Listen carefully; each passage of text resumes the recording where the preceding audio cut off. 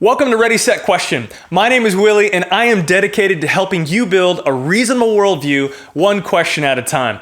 Today's question, well, what are the 7 myths regarding the future and history of science and religion? Well, this book is called Unbelievable, and we meet up with the author, Michael Newton Keas, on the campus of Biola.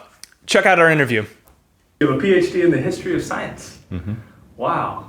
So tell me about that. I got interested in the larger worldview questions that relate science to religion and to other aspects of culture. And history of science is the discipline where you do that. So you probably discovered that there's a huge conflict between religion and science. That's what a lot of people think, but when you actually dig into the sources, you find that mostly evaporates. What is your general take on the connection between religion and science, or lack thereof? Yeah, well, religion is one's response to God, or at least their idea of God, and science is the attempt to explain natural phenomena. Well, nature is part of God's creation if God exists, so often these two fields overlap because they make similar claims about the world, like it's either here by accident or it's here by choice and plan. So let's talk about your book real quick. It's called Unbelievable, 7 Myths About the History and Future of Science and Religion. Now you've got some really witty chapter titles. Thanks, Willie. Bigger is Better, Idiots in the Dark, Flat Earthers, Burning Bruno, Gagging Galileo, Copernican Demotion, and Extraterrestrial Enlightenment. So those are fun. Well, those titles represent 6 major historic myths about science and God, and then a 7th futuristic myth. And of course the titles are trying to capture like the key person or idea that's in the center of each of those myths. So which one do you think, most embedded in pop culture, pop science, just the American psyche in general? Well, the first one is an easy takedown. A big universe is a problem for Christianity. That's the myth. That's the idea. People claim that in the ancient world and medieval world, when people were more religious, they thought the universe was small, and so we were proportionally larger and seemingly more significant in such a universe. But once we discovered the universe was really big, then that made us, well, insignificant. But turns out that people in the ancient world, including, let's say, the Hebrew poet that talks about as the heavens are higher than the earth, so great is God's love toward us. So there's a comparison between the immense size of the cosmos, which the psalmist obviously accepted, and the greatness of God's love. So there you have an ancient religious person who actually celebrates how huge the universe is, how small we are by comparison, because it's a picture of how just gigantic God is to have made all this. Gigantic in the sense of power and wisdom to be able to symbol that. Sure. So that's one example, but I'm sure that's the only one that talks about a large universe.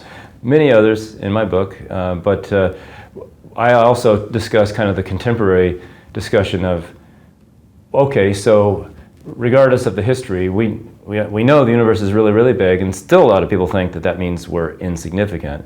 But, look, if there were no life on all those planets out there, a lot of people would say, shows that God poorly designed the universe because we're the only one that has life. Or if there's lots of life out there, atheists could easily complain, well, see, we're insignificant because we're lost in a crowd of aliens. So you get this sense that no matter how God might have made the universe, if God exists, that atheists who don't want God to exist would find some way of complaining about, the universe is not what it should be if God did exist.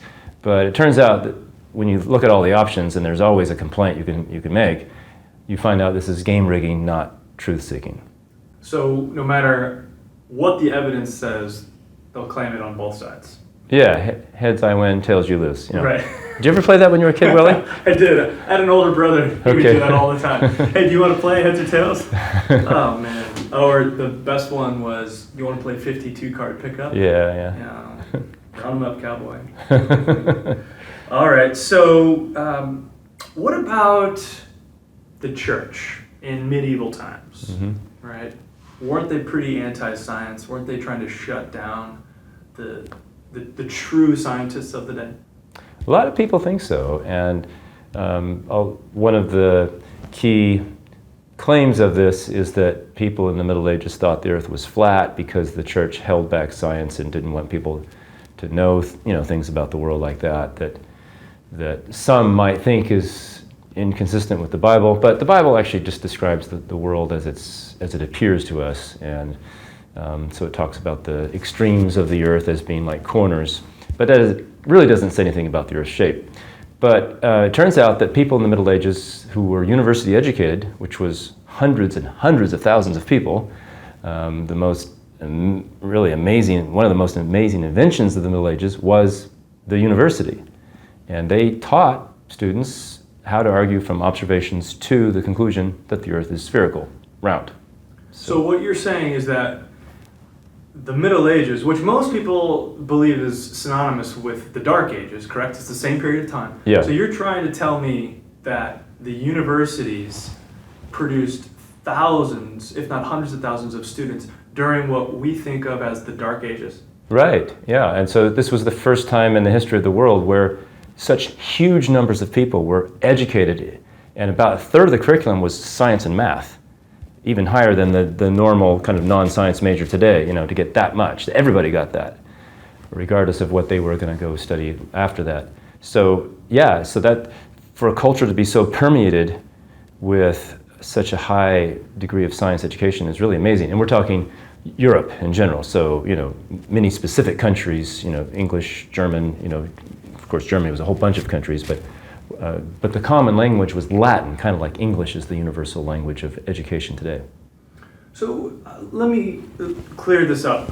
I'm a little confused because there's so many documents and so many historians that go back centuries that talk about the backward thinking and the uneducated populace of the people in the Dark Ages.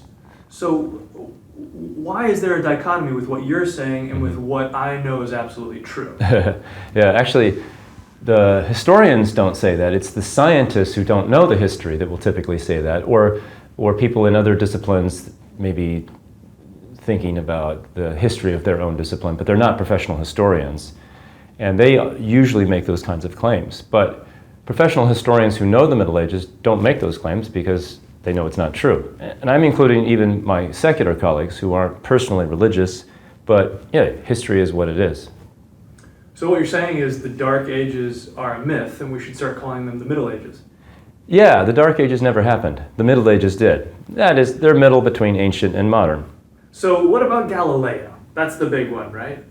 Sure, so now we move from medieval to early modern period, and Galileo, he discovered some amazing things through his telescope, including that the planet Venus goes through phases, kind of like the moon does, and the full sense of phases that he saw through his telescope would be impossible on the old Ptolemaic Earth-centered system, but are certainly in line with the Copernican, the new Helio, sun-centered system. So in other words, Venus and Mercury, they need to go, well, particularly Venus, which you saw, has to go around the sun in order to exhibit the full range of phases, like moon phases, that we actually see through a telescope. That is for the first time, because Galileo invented that. So that showed the ancient Ptolemaic system was false, and many people think that meant he was against the church, but the church actually had a variety of viewpoints on this. So it wasn't just Galileo versus the church. There was supporters within the church hierarchy in favor of Galileo's work, as well as detractors. As well as in science, there were a few people that supported him, but the vast majority of scientists didn't, and I can explain why, if you want, Willie. I would love to hear it. Okay. Do tell. Okay, so there was another option besides the old Ptolemaic ancient system and the new Copernican system that was invented soon after the Copernican system. It's called the Tychonic system by a guy named Tycho Brahe. And that was the system that was championed by the Jesuits in Rome, who were close by the Vatican and very much in favor of finding ways to harmonize the Bible with traditional traditional interpretations of the Bible with science, and there's this third alternative allowed them to keep the Earth in the center of the universe, but have the sun to be the center of other planets, so that Venus could go around the sun, and the sun could in turn go around the Earth, and you could get all those phases of Venus and still have the Earth at rest in the center. Because look, no one could show that the Earth actually moved. I mean, do you feel like it's moving right now, Willie? It doesn't feel like it's moving. Yeah. And there was no good scientific evidence of that until long after the time of Galileo. So it was actually a pretty smart hybrid or combination theory between the old and the new, and that was what many scientists were gravitating toward, was this Tychonic system. So Galileo never proved the Copernican system, but he claimed that, in this dialogue that he had shown that it was, very, very reasonable and likely, but he overstated his case. The church realized that, and they didn't like that they were going to have to reinterpret the Bible in light of, the Earth moving. And so there was some tension there between Galileo and the majority of the Catholic hierarchy. Not all, because there were a number of theologians who agreed with Galileo, hey, this was not really impossible to harmonize with the Bible. And so what would be the tension with reinterpreting the Bible based on scientific evidence? Well, there's a traditional way of looking at the Bible, and sometimes when a new scientific discovery is made, it takes a while for theologians to sort of, kind of come to grips with, how well established is the new theory? And at the time of Galileo, it really wasn't established. Now, a generation later, it was by the time of Newton. And by then, the theologians had already come around to realizing there are very plausible ways of understanding the Bible that are consistent with a moving Earth and a stationary sun. So it all got worked out in the long run. But in the short run, there was tension between Galileo and the church, the Catholic Church specifically, which was his church, but it got worked out. Do you think with technology and science today emerging as quickly as it is, could there be tensions in the modern church with modern science today? And if so, where, how, and why? Yeah. Well, there is a growing belief that artificial intelligence, such as what makes phones like this do fun things, like recognize your voice, your face, anticipate what you're going to want to do next, and that sort of thing, based on past behavior.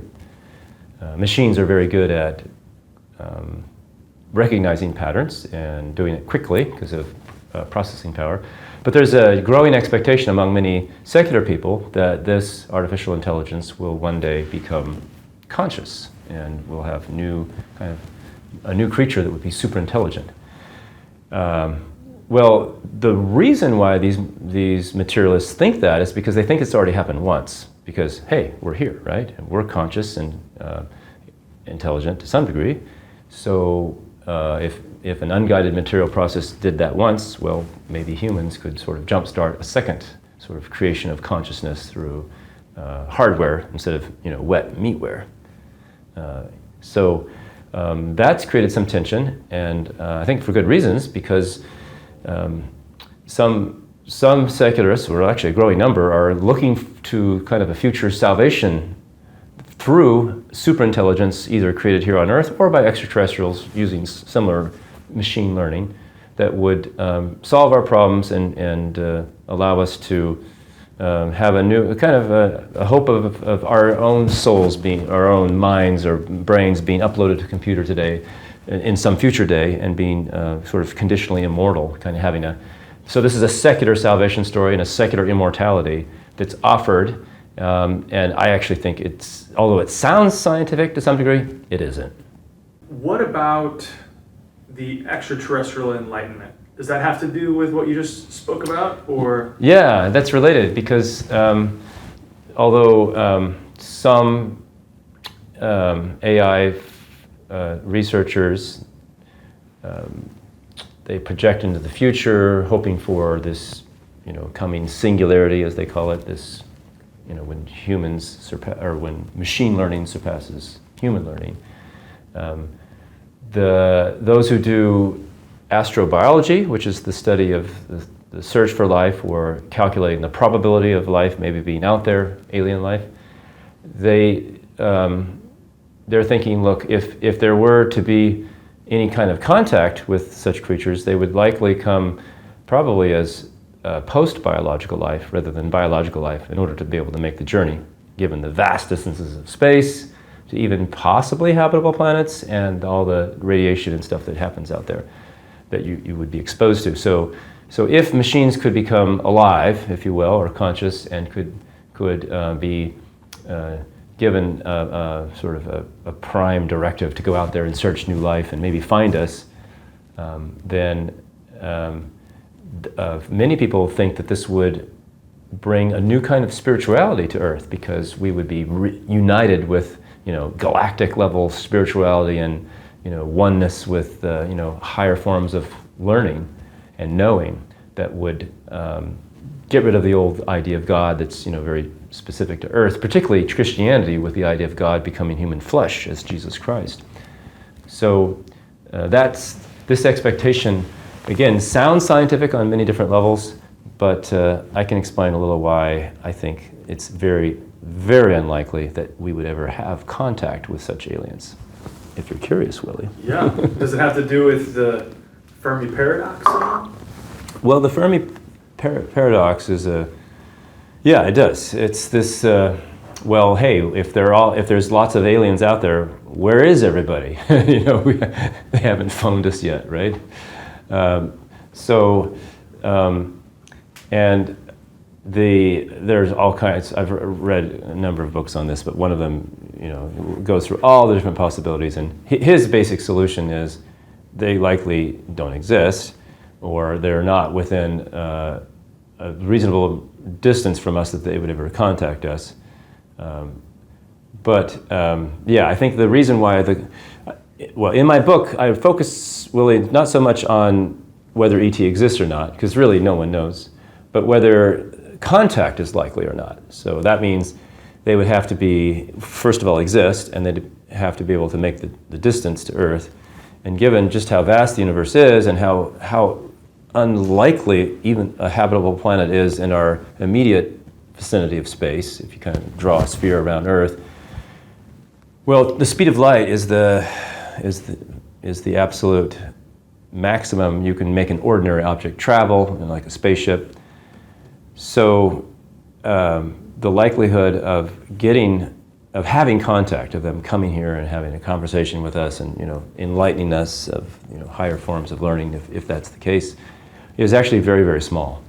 So I think there's this unreasonable expectation that anything that would arrive in performing things that look like miracles, which is what atheists like Dawkins expect, that these creatures would have powers, if they made the trip, given the vast distances, would have to have immensely superior technology. And there's a certain logical reason why to think that, but what it does, Willie, is it leaves us open to kind of, well, what if there is some creature that appears on the planet that looks supernatural? The atheists, no matter how unlikely such a contact event is, are going to say, well, they've got to be aliens because they don't believe in the supernatural. So regardless of what kind of, quote, miracles this creature is performing, they would always say it's just an alien, even though scientific evidence shows that it's very unlikely that contact could ever be made. So it's kind of a weird thing where these atheists are expecting it's kind of a materialistic prophecy that there will one day be this miraculous creature, but it's not any supernatural being, it's just an alien. Sure. It's like heads I win, tails you lose. Yeah, It's because like the size of the universe. right, because no matter how unlikely it is that aliens make contact with us, which is extremely unlikely, they're going to say, because they don't believe in the supernatural, it's got to be a naturalistic thing. So yeah, they win the argument by definition, and I think that is unbelievable. That's why I wrote a book. That is unbelievable. I love the title of your book. Yeah. Unbelievable. It's great. So I'm going to put a link in the description of this video, so if you are interested in Michael Newton Keas' book, Unbelievable, go ahead and get it. It's a great read. I like the fact that you wrote in a way that was almost conversational. Now you have a PhD, right? So you're a really smart guy. So you could have just totally wiped us out with all of your head knowledge. but you wrote it in a way that I could just wake up, have a cup of coffee, read a chapter with a fun title, and go into some really deep details, but not get lost in it. So I appreciate that about your Yeah, book. thanks, Willie. That was the idea. Well, you hit that one right on the head. If you're interested in some of the things we talked about during our interview, like the Fermi Paradox, check out a link in the description below. And also, if you'd like to pick up a copy of Dr. Keas' book, Unbelievable, it's an amazing book. I cannot recommend it enough. Go ahead and click on the link in the description below as well. As always, my videos here at Ready, Set, Question are free, but they do cost me some time and money. If you'd like to help out with some of the expenses, I would love your gifts. Thank you so much. You can check out a link in the description on how to do that. I'm available on Cash App, Venmo, and PayPal. All right, much love and Godspeed, and I'll see you next week.